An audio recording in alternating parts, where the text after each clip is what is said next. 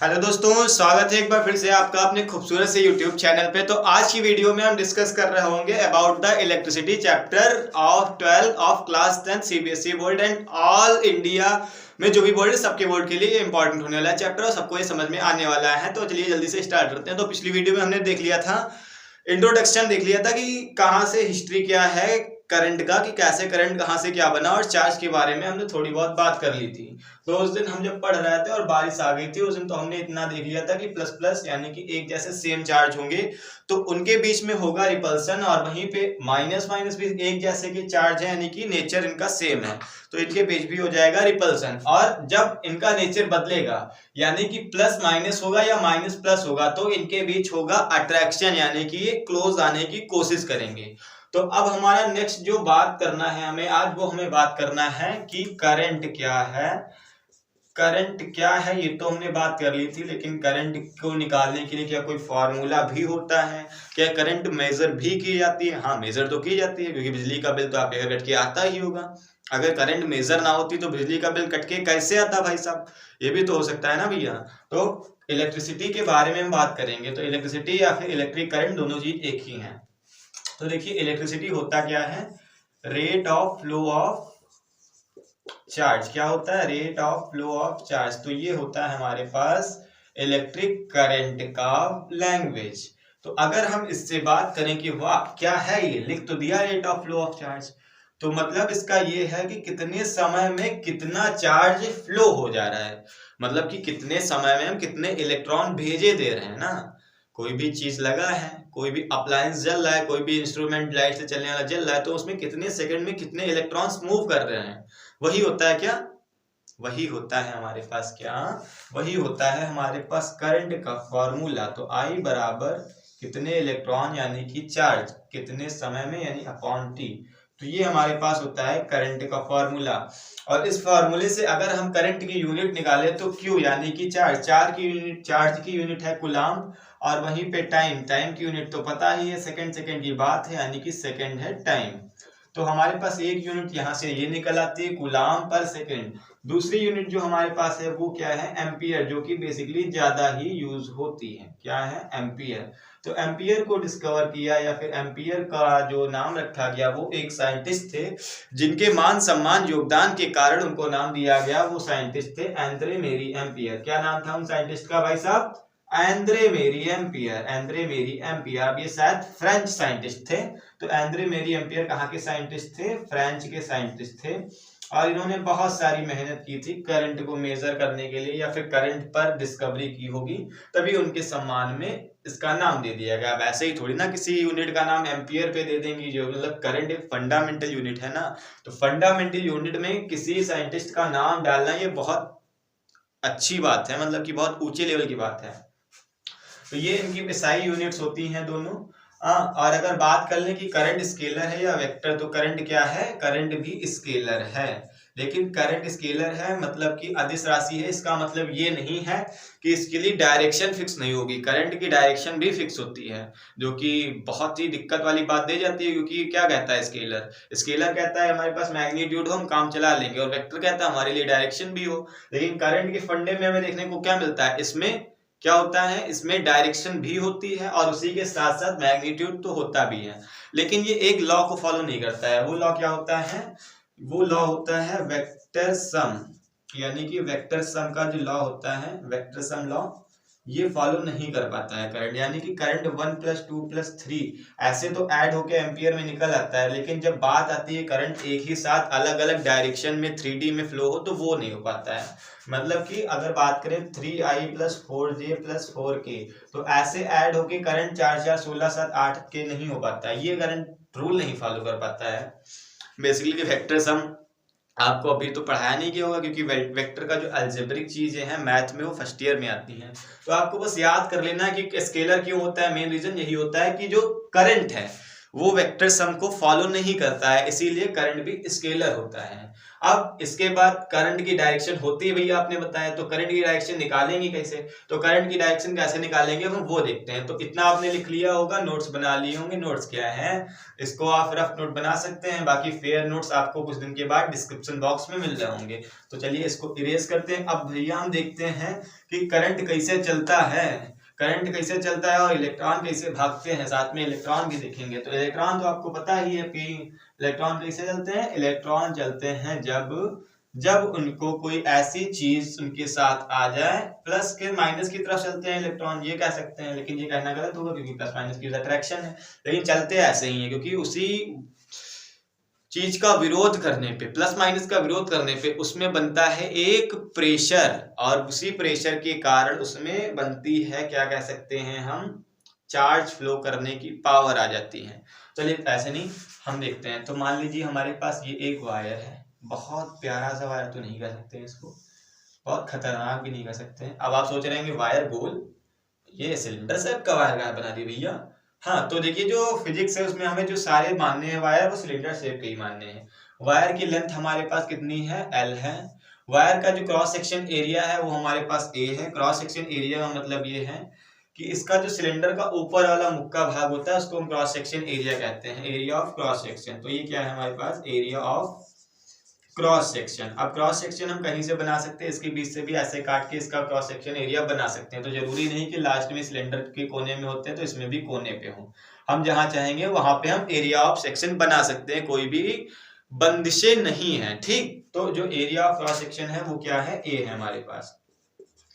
अब इसमें कुछ इलेक्ट्रॉन है जो बहुत मस्त से बैठे हुए हैं और धीरे धीरे ड्रिफ्ट स्पीड से इधर वे भाग रहे हैं। अब ड्रिफ्ट स्पीड क्या होती है, ड्रिफ्ट स्पीड अगर हम पूछें कोई आपसे कि क्या होती है ड्रिफ्ट स्पीड, तो आपको बस इतना बता देना है कि जिस स्पीड से इलेक्ट्रॉन मूव करते हैं वही स्पीड होती है ड्रिफ्ट स्पीड। तो देखिए इलेक्ट्रॉन इसमें कुछ है जो चल रहे हैं इधर आराम से, ठीक। तो जब अगर इसमें हम करंट की डायरेक्शन निकालेंगे तो वो करंट की डायरेक्शन क्या निकल के आएगी, करंट की डायरेक्शन निकल के आएगी हमेशा इलेक्ट्रॉन के अपोजिट। क्यों, क्योंकि जब करंट की डिस्कवरी हुई, नहीं आप कहेंगे कि हमेशा इलेक्ट्रॉन के अपोजिट में डायरेक्शन होती है, वो तो बाद में आ गया, लेकिन जब करंट की डिस्कवरी हुई यानी कि करंट बनाई गई आज से करीब 350 साल से ज्यादा पहले, तब तो इलेक्ट्रॉन था नहीं। क्योंकि इलेक्ट्रॉन कब था, इलेक्ट्रॉन तो अभी 1900 में आया है। आपने 9th क्लास में पढ़ा ना, जे थॉमसन ने 1909 या 1913-12 के आसपास इसकी डिस्कवरी की, किसकी, इलेक्ट्रॉन की। तो उससे पहले इलेक्ट्रॉन तो थे नहीं। तो जो अल्फा एडिशन और बेंजामिन फ्रैंकलिन थे उनको तो ये सब पता नहीं था कि क्या होता है। उन्होंने तो क्या माना, उन्होंने जो करंट है, करंट को मान लिया एज पॉजिटिव एंटिटी, मतलब कि धनात्मक मान के चले। तो उनके लॉ, बड़े बड़े साइंटिस्ट भैया, उनके नियम तुम तोड़ तो सकते नहीं हो। तो बाद में भी क्या हुआ, उन्होंने 2 नियम बना दिए कि करंट, एक बात तो ये है कि प्लस से हमेशा माइनस की तरफ फ्लो करती है, और दूसरा जो है करंट की डायरेक्शन हमेशा ऑलवेज अपोजिट होती है to the direction of moving electron. यानी कि इलेक्ट्रॉन अगर इधर मूव कर रहे हैं तो करंट की डायरेक्शन इधर हमेशा अपोजिट होगी। तो इस करंट का नाम भी क्या हो जाता है, कन्वेंशनल करंट। कन्वेंशनल करंट का मतलब, कन्वेंशनल करंट का मतलब ये है कि जो परंपरागत करंट चलती आ रही है वही वाली करंट। तो ये हो गई हमारे पास करंट की डायरेक्शन। तो करंट की डायरेक्शन क्या होगी, एक तो आप कह सकते हैं प्लस टू माइनस, कैसे सर्किट में चलती है वो आपको समझ में आ जाएगा। दूसरा क्या है, always opposite to the direction of, क्या, डायरेक्शन ऑफ क्या है, ऑलवेज अपोजिट ऑफ, ये डायरेक्शन ऑफ क्या, इलेक्ट्रॉन ना, कंफ्यूज आ जाते हैं ना। तो ये हो गई हमारे पास डायरेक्शन करंट की। अब हमें देखने हैं 1-2 न्यूमेरिकल, किस पे, करंट पे, कि कैसे करंट के न्यूमेरिकल आते हैं। एनसीईआरटी एग्जाम्पलर कुछ उठा के देखते हैं हम, और कुछ देख लेते हैं अच्छे वाले लेवल के क्वेश्चन। तो पहला बहुत ही इजी क्वेश्चन है जिसको आपको तुरंत लगाना है, हमारे लिखने से पहले तो नहीं लिखा पाएंगे, लेकिन उतारने के तुरंत बाद लगाना है। तो क्वेश्चन कुछ ये कह रहा है कि हमारे पास एक वायर है जो किसी घर में अप्लायंस से जुड़ा है, मतलब कि कोई पंखा किसी से जुड़ा हुआ है, तो उसमें जो हमें करंट मिलती है उसमें 0.35 एम्पियर मिलती है। और अगर ये पंखा 2 मिनट के लिए चलाया जाए या 10 मिनट के लिए चलाया जाए, चलिए 2 मिनट मान लेते हैं, 2 मिनट के लिए चलाया जाए तो इसमें बहने वाला चार्ज कितना होगा, यानी कि Q की वैल्यू हमें निकालनी है। तो इस क्वेश्चन को आप जल्दी ट्राई करिए। फॉर्मूला इस क्वेश्चन में कौन लगेगा ये आपको पता होना चाहिए। तब तक हम थोड़ा सा पानी पीते हैं, गले में दर्द हो रही। हाँ, तो आपने पॉज करके शायद लगा लिया होगा। आ गया आंसर? चलिए देखिए, आ गया तो ठीक है, नहीं आया तो तब भी कोई दिक्कत वाली बात नहीं है। अभी तो आप बस 10th क्लास में आए ही है ना, इतनी कोई दिक्कत नहीं है। आई बराबर Q अपॉन T हमने इससे पहले फॉर्मूला पढ़ा, ये का यहाँ पे यूज करते हैं। क्यों निकालना है तो Q को हम एक साइड ले आते हैं, क्रॉस मल्टीप्लाई में जाएगा तो I इंटू टी हो जाएगा। आई हमारे पास 0.35 एम्पियर दी है और टाइम दिया है 2 मिनट। तो क्या है भैया यहाँ पे 2 मिनट रख दें? नहीं, यहाँ पे 2 मिनट आप नहीं रख सकते हैं। जब भी आप न्यूमेरिकल सॉल्व कर रहे होंगे तो आप जो है SI यूनिट में ही इसको कन्वर्ट कर लेंगे, फिर चाहे चीज किसी भी यूनिट में दी हो। अगर सारी दी है मिनट में, मतलब कि सारी उसी यूनिट में दी, तो आप कर सकते हैं। लेकिन जो मिनट है उसे हमें सेकंड में चेंज करना है, क्योंकि SI में लाना है। तो SI यूनिट में लाने के लिए हम क्या करेंगे, 2 को डिवाइड नहीं मल्टीप्लाई कर देंगे 60 से, क्योंकि 1 मिनट में 7 सेकंड, तो 2 मिनट में 120 सेकंड हो जाएंगे। तो 120 से इसकी मल्टीप्लाई हमने करा दी। अब कैलकुलेशन को इजी करने के लिए सबसे पहले सारे पॉइंट खत्म करके हम नीचे 0 बढ़ाते हैं। तो यहाँ से पॉइंट हटेगा 2 नंबर के बाद, तो नीचे 100 हो जाएगा। 1 0 से 1 0 कट जाएगा और क्या होगा, 5 से कट जाएगा, 5 दूना 10, 5 सत्ते 35 कट जाएगा, 2 1 कम 2, 2 छंग 12 कट जाएगा, 7 छंग 42 आ जाएगा। यानी कि हमारे पास चार्ज कितना आ गया, 42 कूलम। तो चार्ज कितना मिल गया भाई साहब, हमें चार्ज मिल गया 42 कूलम। अब अगर ये चार्ज पॉसिबल है या नहीं पॉसिबल है, तो ये क्या बताता है, कौन सा रूल बताता है कि चार्ज ये है जो वैलिड चार्ज है, यानी कि इनवैलिड नहीं है। तो ये बताता है क्वांटाइजेशन ऑफ चार्ज, जो हम शायद पढ़े या नहीं पढ़े हैं, नहीं पढ़े ना। हाँ, चलिए ये चीज बताती है, कौन सी चीज, क्वांटाइजेशन ऑफ चार्ज। तो क्वांटाइजेशन ऑफ चार्ज क्या होता है वो हम देख लेते हैं। छूट गई उस दिन बरसात के चक्कर में, छूट गई, पानी आया ना तो छूट गई। तो क्वांटाइजेशन ऑफ चार्ज क्या होता है, देखिए इसकी डेफिनेशन आपसे पूछी जाने वाली नहीं है, केवल इससे आपका फॉर्मूला एक निकलेगा जो आपके काम का है, वो पूछी जाएगा। तो क्वांटाइजेशन ऑफ चार्ज क्या होता है, क्वांटाइजेशन ऑफ चार्ज का मतलब ये है कि चार्ज जो है आप टुकड़ों में नहीं ले सकते, टुकड़ों में उनको ब्रेक नहीं कर सकते, यानी कि चार्ज जो है हमेशा गिनती में रहेगा। 1 2 3 4 रहेगा, पौने 3, 3/2, 5/2, 7/11 या 0 नहीं हो सकता। हाँ, यही है quantization of law. Quantization of charge का मतलब यही है कि जो चार्ज है वो चार्ज है always integer multiple of n।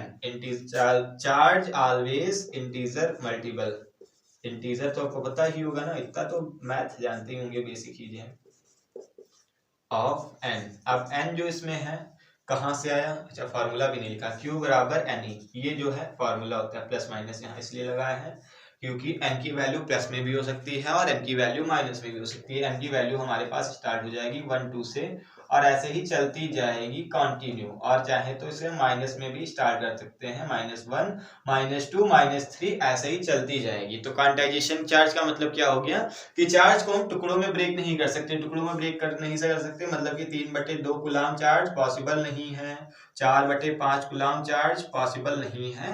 तो ये तो ऐसा ऑप्शनल में क्वेश्चन कभी कभी आपको रख के मिल जाएगा, तो आपको याद रख लेना है, ठीक। क्वांटाइजेशन ऑफ चार्ज समझ में आ गया। तो ये क्वेश्चन सही है या गलत, इसका आंसर कैसे पता चलेगा, अगर ये 42.5 आ जाता तो ये आंसर क्या था, गलत था।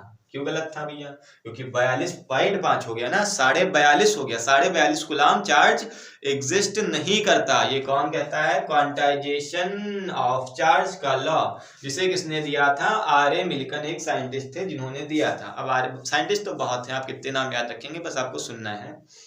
तो यहां से हमें पता चल गया कि ये आंसर सही है। अब अगर बात कर लें इतने चार्ज में कितने इलेक्ट्रॉन होंगे, तो वो कैसे निकालेंगे आप, तो आप यहां से निकालेंगे Q बराबर Ne से। तो देखिए ऊपर वाली ये हम चीज इरेज करते हैं, फिर देखते हैं कैसे निकलेंगे कि 42 कूलम चार्ज में कितने इलेक्ट्रॉन हैं। तो देखिए जो यहाँ पे E लिखा हुआ है, ये क्या है, हमने आपको पिछली वीडियो में बताया E क्या होता है, E होता है चार्ज ऑन इलेक्ट्रॉन, जो कि होता है 1.6 × 10⁻⁻19 कूलम। इलेक्ट्रॉन पे नेगेटिव चार्ज, प्रोटॉन पे भी इतना ही चार्ज होता है, बस वो क्या होता है, वो पॉजिटिव होता है ना, ठीक। तो Q बराबर Ne हमारे पास होता है, हमें n नंबर ऑफ इलेक्ट्रॉन निकालने हैं।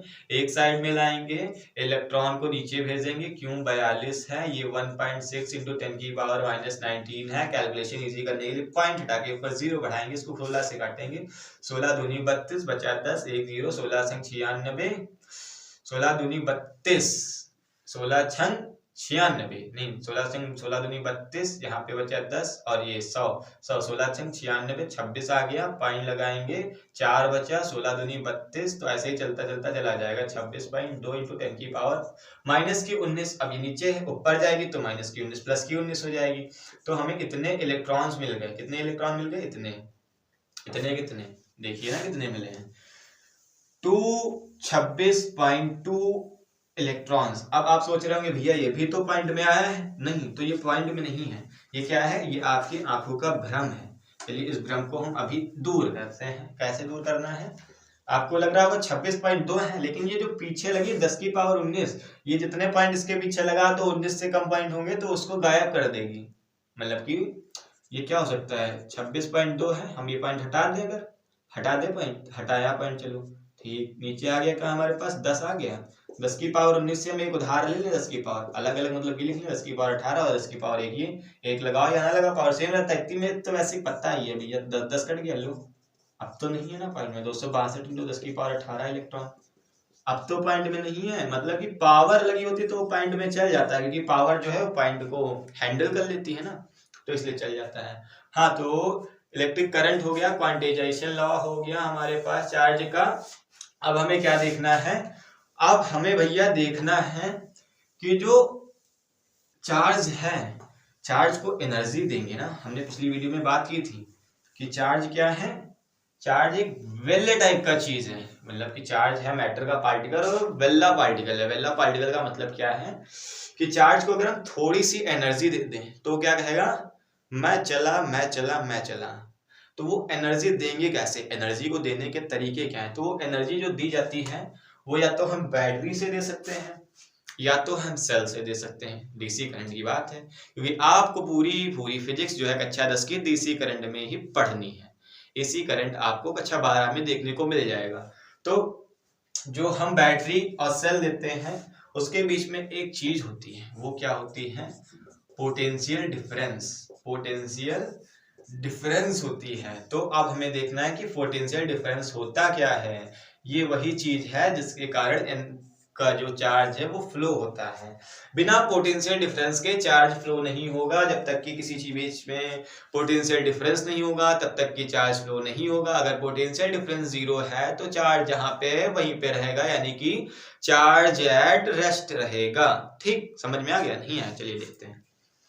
मान लीजिए हमारे पास एक सर्किट डायग्राम है, लेकिन आपको हमने सर्किट डायग्राम तो बताया नहीं है, तब भी देख लीजिए। सर्किट डायग्राम बनाने के लिए हम कुछ ये करते हैं, ये जो सिंबल है ये एक सेल का सिंबल है, ठीक, प्लस माइनस इसके दो टर्मिनल्स हैं और ये सेल का सिंबल है, ठीक। तो यहाँ पे हम क्या करते हैं, करंट की डायरेक्शन क्या होगी, हमने आपको इससे पहले बताया, प्लस से माइनस, तो ये करंट की डायरेक्शन हो गई, ठीक। यहाँ पे चलिए हम एक लगा देते हैं बल्बुआ। अब ये बल्बुआ हमारा कैसा होगा वो तो आप भी जान सकते हैं। ये हमारा बल्बुआ है, एक यूनिक न्यू स्टाइल का बल्ब है, ठीक। तो ये हमारे पास है बल्ब। करंट को नापा इसमें आता है, हाँ हमने ये बात नहीं की। तो करंट को जो हम मेजर करते हैं वो मेजर करते हैं करंट को कैसे, एमीटर से। एमीटर एक चीज है, एक युक्ति है, एक अप्लायंस है जिससे हम मेजर करते हैं करंट को। और एमीटर जो है हमेशा सर्किट डायग्राम में किसमें लगा होता है, हमेशा सीरीज में लगा होता है, ठीक। अब सीरीज होता क्या है ये कैसे आपको समझ में आएगा। तो सीरीज होता क्या है, सीरीज और पैरेलल, इसका टर्म, इसका टॉपिक जो है हमें अभी आगे पढ़ना है। हाँ, तो पोटेंशियल डिफरेंस यही होता है, जो बैटरी के बीच में होता है वही होता है पोटेंशियल डिफरेंस। अगर हम बात कर ले पोटेंशियल डिफरेंस की डेफिनेशन की तो क्या हो जाएगा, किसी भी चार्ज को एक पॉइंट से दूसरे पॉइंट तक ले जाने में किया गया वर्क ही होता है क्या, पोटेंशियल। मान ले यहाँ पे कोई हमारे पास क्यू चार्ज है, मान लेते हैं, उस चार्ज को हमने इस पॉइंट से उठाया और लौटाकर या फिर यहाँ तक ले गए, ये ए मान ले, ये बी मान ले। तो एक पॉइंट से दूसरे पॉइंट तक जो हम चार्ज ले जाते हैं ए से बी तक, इसके बीच तक जो हम चार्ज यहाँ से उठा के यहाँ ले गए, तो इतनी दूर ले जाने में किया गया जो वर्क होता है वही हमारे पास हो जाता है पोटेंशियल डिफरेंस। यानी कि work done when we take या फिर फॉर कैरिंग अ चार्ज, एक चार्ज को हमें एक जगह से दूसरी जगह तक ले जाने में कितना काम करना पड़ता है, वो क्या होता है हमारे पास, वो होता है वर्क। तो चार्ज का फॉर्मूला यहाँ से हमें मिल जाएगा, V बराबर W अपॉन Q। ठीक।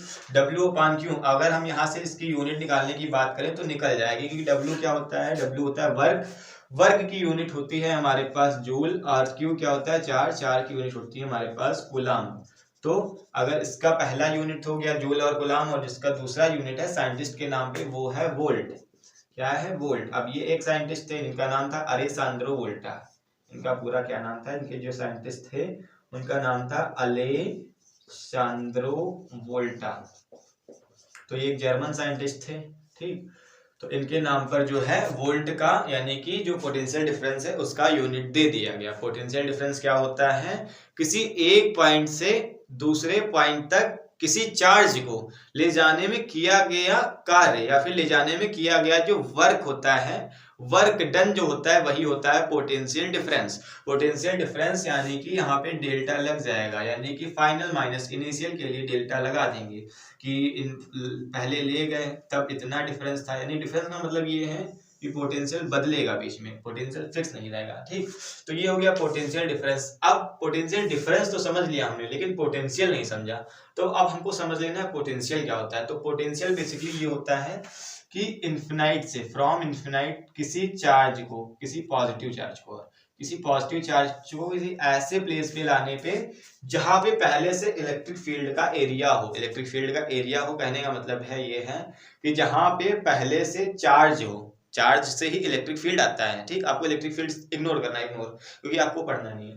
मतलब कि जहां पे पहले से ही चार्ज हो वहां तक लाने में जो किया गया वर्क होता है वो क्या होता है, इलेक्ट्रिक पोटेंशियल।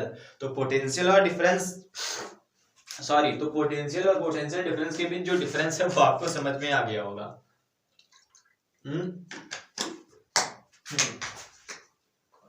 तो अब इसके बाद हमें क्या बात करनी है, अच्छा, पोटेंशियल एक बार और देख लीजिए।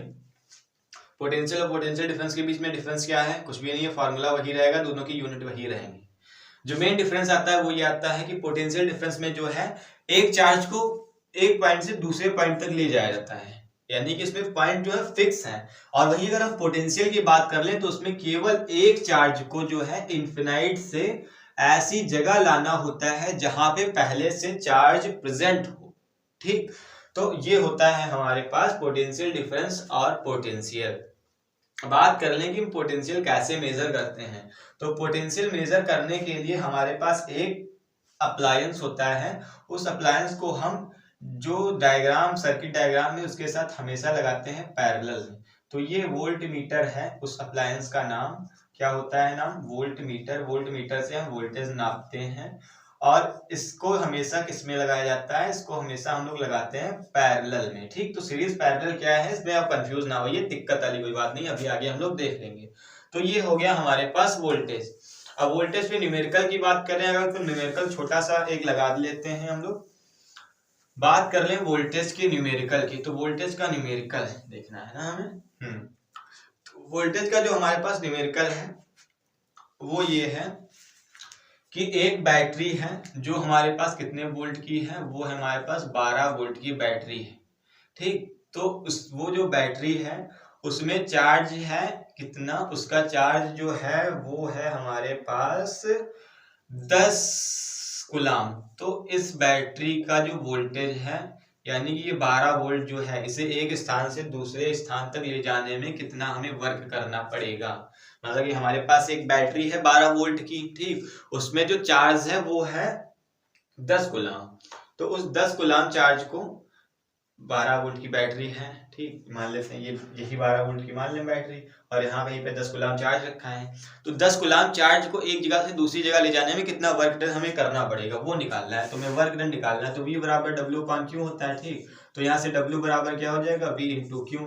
V है 12 वोल्ट, Q है 10, तो ये क्या हो जाएगा 120, और इसकी वर्क यानी वर्क की यूनिट लिखेंगे तो जूल। तो ये हमारा हो गया वर्क डन, ठीक। तो अभी देखिए नॉर्मल न्यूमेरिकल आपको लगाने हैं, अभी ज्यादा आपको हैवी लोड नहीं लेना है। जब ये चैप्टर खत्म होगा उसके बाद हम सीबीएसई बोर्ड के जो प्रीवियस ईयर के क्वेश्चन पेपर हैं उसमें आए हुए न्यूमेरिकल को सॉल्व कर रहे होंगे। तो पहले हम चैप्टर के सारे कॉन्सेप्ट को क्लियर करते हुए चलते हैं, उसके डेरिवेशन को समझते हुए चलते हैं, उसके फार्मूला को समझते हुए चलते हैं, इतना समझ लेते हैं। फिर उसके बाद न्यूमेरिकल तो हार्ड हमसे लग ही जाएंगे।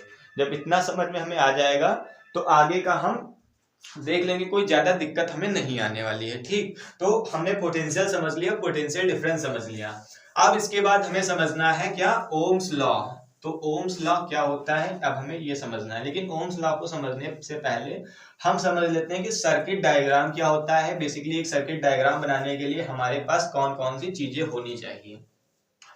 तो सर्किट डायग्राम क्या होता है, सर्किट डायग्राम मतलब कि एक ऐसा डायग्राम है जो एक सर्किट को कंप्लीट करता है, यानी कि करंट फ्लो होने के लिए मिनिमम क्या चीज रिक्वायर्ड होनी चाहिए हमारे लिए, तो वो जो डायग्राम होता है वही सर्किट डायग्राम होता है। तो सबसे पहले रिक्वायर्ड जो चीजें हैं करंट फ्लो कराने के लिए वो मिनिमम, यानी इतनी तो कम से कम होनी ही चाहिए, यानी कि जो मिनिमम रिक्वायर्ड है हमारे पास वो क्या है, मिनिमम रिक्वायराइजेशन जो है जो हमारे पास वो क्या है, सबसे पहले हमारे पास वोल्टेज के लिए एक बैटरी होना चाहिए या फिर हमारे पास सेल होना चाहिए। ठीक, बैटरी या फिर सेल। अब बैटरी और सेल के बीच में डिफरेंस क्या है वो भी देख लेते हैं, चलिए यहीं पे आए लगे हाथ। ये बैटरी जो है वो दो सेलों से या उससे ज्यादा सेलों से बन के मिलती है, यानी कि सिंबल भी अभी देखेंगे हम लोग बैटरी और सेल का सिंबल। तो चलिए देख ही लेते हैं, ना भूल ही जाए क्या पता। बेल ये है सेल, ठीक, इसको हम क्या कहेंगे, सेल, ये सेल का सिंबल है। बात करें बैटरी की तो प्लस माइनस, ये है बैटरी का सिंबल। अब आपको दिख रहा होगा इसमें दो सेल लगी हुई हैं, प्लस माइनस। तो दो सेल या दो से ज्यादा भी सेल, बैटरी का कोई फिक्स नहीं है, मतलब कि दो मिनिमम होने चाहिए। इससे ज्यादा कितने भी इसमें हम सेल ज्वाइन कर दें वो बैटरी ही रहेगी। ठीक, तो बैटरी और सेल होना चाहिए, और क्या होना चाहिए हमारे पास, वायर तो होना चाहिए जिससे ज्वाइंट करेंगे हम वायर, और करंट मेजर करने के लिए अमीटर होना चाहिए, और वोल्टेज नापने के लिए हमारे पास वोल्ट मीटर होना चाहिए। ठीक, इतनी चीजें होनी ही चाहिए। ठीक, तो अब देखते हैं कि सर्किट डायग्राम बनता कैसे। तो सर्किट डायग्राम बनता कैसे, बस यही तो था अभी जो हमने बनाया था, ये सेल लगा दिया हमने, बैटरी भी लगा सकते हैं, कुछ भी लगा सकते हैं। हाँ, एक चीज और, की होना चाहिए। की क्यों होना चाहिए, ताकि हम कंट्रोल कर सके करंट को, कि कब करंट हमें भेजनी है कब करंट नहीं भेजनी है। की का जो सिंबल होता है वो क्या होता है, ये होता है। ये कैसी की होती है, ये होती है क्लोज की, यानी कि इसमें से अभी करंट नहीं बह रही है। और ये कैसी की है, ये है ओपन की, यानी कि इसमें से करंट जा रही है। तो ये हो गई हमारे पास कीज का सिंबल। और एमीटर का सिंबल अगर बात करें, एमीटर का सिंबल क्या होता है, ये हो गया एमीटर, प्लस माइनस साइन हो गई इसके, तो ये हो गया हमारे पास एमीटर का सिंबल। और ये हो गया वोल्ट मीटर का सिंबल। ठीक, और कुछ बचा है, हाँ, तो और हमारे पास बचा है ये। अब सोचेंगे ये अब क्या नई चीज है, तो ये है रेजिस्टेंस। रेजिस्टेंस क्या है आपको नाम याद रखना है, आगे 10 मिनट में आप जान जाएंगे कि रेजिस्टेंस वास्तव में होता क्या है। ये हो गया रेजिस्टेंस। ठीक, और एक और ये हो गया रियो रेजिस्टेंस, मतलब कि वेरिएबल रेजिस्टेंस। रियो स्टेट इसका नाम होता है। वेरिएबल रेजिस्टेंस इसे भी कहते हैं, वेरिएबल का मतलब है जो वेरी करे, फिक्स ना हो, तो ये वेरिएबल रेजिस्टेंस भी होता है। ठीक, तो इतने जो चीजें हैं इनके इनके आपको सिंबल याद रख लेने हैं। बल्ब का सिंबल तो आपको पता ही होगा, वो बना दे चलिए। बल्ब का सिंबल, भाई हमारा बल्ब कुछ अनोखा ही रहता है, तो ये बल्ब का सिंबल हो गया इलेक्ट्रिक बल्ब। तो इतने सिंबल आपको याद रख लेने हैं। इतने सिंबल के बाद हम बात कर लेंगे सर्किट डायग्राम बनता कैसे है। तो सर्किट डायग्राम बनाने के लिए आपको क्या करना है, एक बैटरी जोड़नी है वायर से। ये हमारे पास वायर है सारा, इसमें से हमने एक बैटरी जोड़ दी। यहाँ पे हमने सीरीज में लगा दिया एक एमीटर जो करंट नाप सके कितना है। और हम क्या करेंगे इसके आगे, देखिए ये क्या है इसका, ये जो है तार का है रेजिस्टेंस। हर तार में रेजिस्टेंस होता ही होता है। अब रेजिस्टेंस क्या होता है वो अभी आगे का कॉन्सेप्ट है, आगे देखेंगे। ठीक, तो ये हो गया हमारे पास एक कंप्लीट, कह सकते हैं कंप्लीट, हाँ कह भी सकते नहीं भी। ठीक, यहाँ पे हम कुंजी लगा देते हैं, और ये कुंजी अभी क्लोज है, यानी कि अभी इसमें करंट नहीं, चलो ओपन लगाते हैं कुंजी। करंट भी फ्लो हो रही है, ये करंट आई यहाँ से फ्लो हो रही है। और हम अगर नापना चाहें वोल्टेज कितना होगा, तो हम बैटरी के बीच में कहीं भी जहाँ का इस पॉइंट का इस पॉइंट का निकालना चाहें, वोल्ट मीटर तो हम कहीं भी लगा सकते हैं, क्योंकि वोल्ट मीटर क्या पोटेंशियल डिफरेंस नापता है। और पोटेंशियल डिफरेंस होता क्या है, पोटेंशियल डिफरेंस होता है किसी भी दो पॉइंट के बीच का पोटेंशियल, यानी कि ए और बी अगर ये दो पॉइंट हैं, इनके बीच का हमें पोटेंशियल डिफरेंस निकालना है, तो इनके हम बीच से पैरेलल में लगा देंगे एक वोल्ट मीटर जो नाप लेगा इनके बीच का पोटेंशियल डिफरेंस। तो ये हमारे पास हो जाता है क्या, सर्किट डायग्राम। सर्किट डायग्राम तो हमने पूरा बना लिया, लेकिन जिसमें हमने अप्लायंस जलानी है वो हमने अप्लायंस नहीं बनाई। तो यहाँ पे हम एक लगा देते हैं बल्ब, जो अच्छे से डुबडुबाएगा और जलेगा। ये बल्ब बहुत ही खतरनाक बल्ब है, ऐसे बल्ब बहुत कम आपको देखने को मिलते हैं। तो ये बल्ब हो गया, यहाँ से हमने वोल्टेज दे दिया, यानी कि ये पोटेंशियल हो गया, ये हमारे पास की हो गई, ये क्या हो गया, ये अमीटर हो गया, ये वोल्ट मीटर हो गया, और ये क्या हो गया, ये हो गया हमारे पास रेजिस्टेंस। रेजिस्टेंस क्या होता है, अब उसकी घड़ी आ गई समझने की। तो ये हमारे पास है बेसिकली क्या, सर्किट डायग्राम। सर्किट डायग्राम हालांकि आपको पेपर में नहीं पूछा जाएगा, लेकिन सर्किट डायग्राम से रिलेटेड आपको चीजें पता होनी चाहिए, सारे सिंबल पता होने चाहिए। सिंबल पूछ सकते हैं यूपी बोर्ड वाले, सीबीएसई बोर्ड वाले, आरबीएसई बोर्ड वाले, बिहार बोर्ड वाले, सारे बोर्ड वाले पूछ सकते हैं। ठीक, तो सर्किट डायग्राम हो गया। अब इसके बाद हमें देखना है ओम्स लॉ, ओम का नियम। तो ओम यानी कि एक साइंटिस्ट का नाम ही होगा। हाँ बिल्कुल सही पहचाने हैं आप। ओम जो थे एक साइंटिस्ट थे, इन्होंने जो है एक प्रैक्टिकल किया, और उन्होंने प्रैक्टिकल पे एक बहुत ही अच्छी चीज दी जो काफी हद तक सही है। किसके किसके लिए, केवल और केवल मेटल्स के लिए, डीसी करंट के लिए, मतलब कि कंडक्टर्स के लिए। और जो है वो कंडक्टर किसमें होने चाहिए, डीसी करंट के कंडक्टर्स की होनी चाहिए, क्योंकि एसी करंट में जो है फेज बदलता है, तो वहां पे ओम का लॉ वैलिड नहीं होता है। तो चलिए देखते हैं कि ओम का लॉ है क्या। पहले तो ओम का लॉ देख लेते हैं होता क्या है, फिर उसको अच्छे से समझते हैं। ओम्स लॉ, तो ओम का लॉ क्या है। ओम का लॉ ये कहता है if any wire physical quantity is fix, अगर हमारे पास कोई तार है और उसकी सारी फिजिकल क्वांटिटी फिक्स है। फिजिकल क्वांटिटी मतलब कि टेम्परेचर हो गया, लेंथ हो गया, एरिया हो गया, ये सारी चीजें, और मटेरियल ऑफ वायर, ये सारी चीजें अगर चेंज नहीं हो रही हैं, तो किसी भी वायर से बहने वाला करंट बराबर होता है उस वायर के अक्रॉस जो पोटेंशियल डिफरेंस है उसके, नहीं बराबर नहीं होता, उसके प्रोपोर्शनल होता है। ठीक, बराबर वाली चीज नहीं चलेगी, क्या होता है, उसके प्रोपोर्शनल होता है। चलिए देखते हैं क्या होता है। तो उन्होंने बताया था कि ओम जो थे, उन्होंने बताया था कि the potential difference across 2 point difference across 2 point is directly proportional, क्या डायरेक्टली प्रोपोर्शनल। भाई साहब हमारी इंग्लिश बहुत ही स्ट्रांग है क्योंकि हम यूके से पढ़ के आए हैं ना।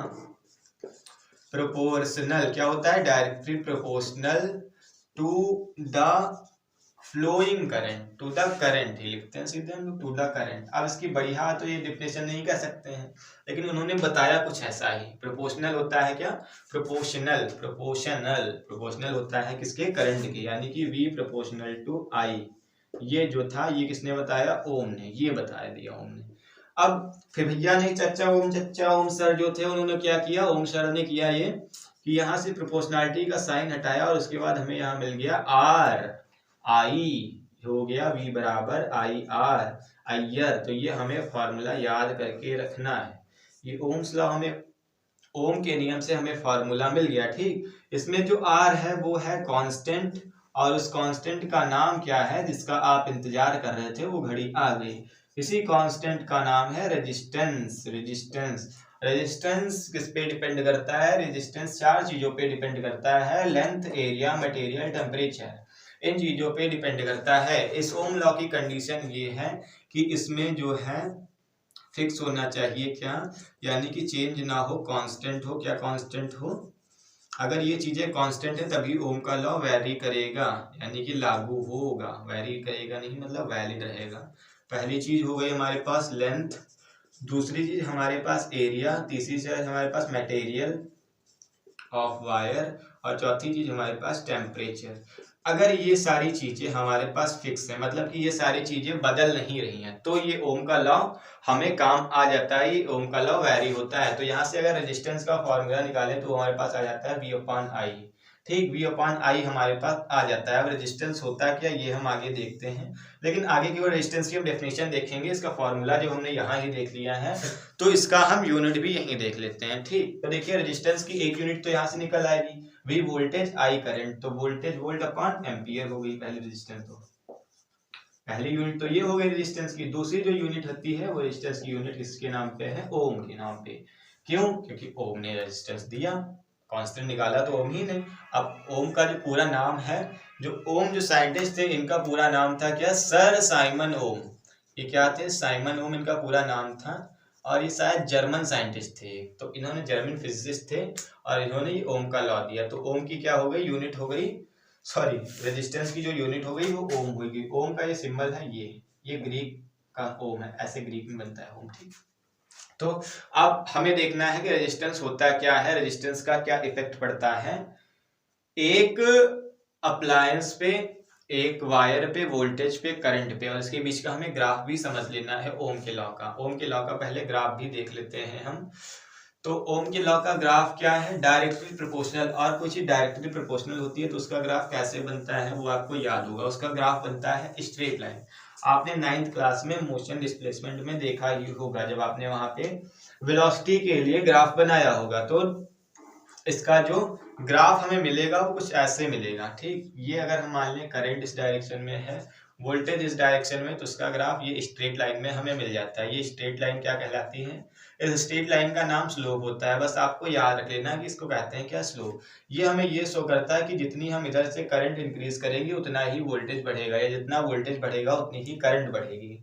मतलब कि अगर हमने 2 वोल्ट करंट बढ़ा दिया है तो करंट भी उसी के अकॉर्डिंग बढ़ जाएगी, यानी 2 गुना करंट कर दिए तो 2 गुना वोल्टेज भी बढ़ जाएगा। ठीक, तो यहीं से हमारे पास R बराबर V अपान I मिल जाता है, क्योंकि R पर V अपान I क्यों मिल जाता है? क्योंकि tan थीटा लगता है ना, इधर भी है, लंब हो गया ये, मतलब सॉरी इधर 10 लंब, क्या लंब हिंदी में कहते हैं, तो ये परपेंडिकुलर हो गया, ये बेस हो गया। परपेंडिकुलर अपॉन बेस क्या होता है? tan थीटा होता है, तो ये tan थीटा भी इसे कह सकते हैं, तो ये tan थीटा भी है। ठीक, तो ये बहुत कुछ चीजें हैं ना। अब अगर बात कर लें हाँ, और ये वैलिड किसके लिए है? ये वैलिड है केवल और केवल डीसी करंट के लिए, और डीसी करंट में भी कंडक्टर्स के लिए। ठीक, कंडक्टर्स के लिए ही केवल ये वैलिड है। अगर कंडक्टर्स की जगह आप सेमी कंडक्टर लगा देते हैं तो ये वैलिड नहीं रहेगा। ठीक, तो ये अभी आपको याद रख लेना है। डिपेंड किसके किसके ऊपर करता है हमने बता दिया। जो रेजिस्टेंस होता है वो लेंथ पे डिपेंड करता है, वायर के एरिया पे, क्रॉस सेक्शन एरिया पे डिपेंड करता है, और किसके ऊपर डिपेंड करता है? और डिपेंड करता है ये मटेरियल ऑफ वायर की मटेरियल किस चीज का बना हुआ है। हर मटेरियल की रेजिस्टेंस कम ज्यादा होती रहती है। रेजिस्टेंस का मतलब क्या है? रेजिस्टेंस का मतलब है किसी भी वायर की रुकावट। रेजिस्टेंस रोकती है किसको? करंट को। अगर रेजिस्टेंस ना हो तो करंट का लॉस नहीं होगा। इसीलिए होता क्या है कि हम जितनी करंट जहां से भेजते हैं, मान लें हमने एक स्विच में लगा दिया पंखा और ने करंट वहां से दाबी, अगर वहां से करंट निकली है 5 एम्पियर की, मान लेते हैं, इतनी होती नहीं है, वहां से 5 एम्पियर करंट निकली है, तो पंखा चलने तक यहाँ आते आते करंट वो कुछ ना कुछ कम हो जाएगी। हालांकि बहुत कम होती है, लेकिन कुछ ना कुछ कम हो जाती है। तो रेजिस्टेंस एक प्रकार का क्या है? जो रेजिस्टेंस है वो एक प्रकार का रेजिस्ट है। ये किसको रेजिस्ट करता है? टू रेजिस्ट करंट, यानी कि करंट के बीच में अवरोध उत्पन्न करता है, करंट के बीच में बाधा डालता है। तो ये क्या है? रेजिस्टेंस जो है एक प्रकार का रुकावट है। अब रेजिस्टेंस डिपेंड किसके ऊपर करता है, कैसे डिपेंड करता है, वो हम अगली वीडियो में देख रहे होंगे। ठीक, तो इस वीडियो में हम इतना ही रखते हैं और मिलते हैं किसी अगली कल, मतलब कि मिलते हैं कल की क्लास में। और कल की क्लास में हम देख रहे होंगे रेजिस्टेंस डिपेंड किसके ऊपर कर रहा होता है, स्पेसिफिक रेजिस्टिविटी क्या होती है, और क्या देख रहे होंगे, और उसके कुछ न्यूमेरिकल और सीरीज और पैरेलल भी कल हम देख रहे होंगे। ठीक, तो इतनी चीजें कल हम देख रहे होंगे। तो इस वीडियो में इतना ही, मिलते हैं अगली वीडियो में। तब तक के लिए टेक केयर, जय हिंद।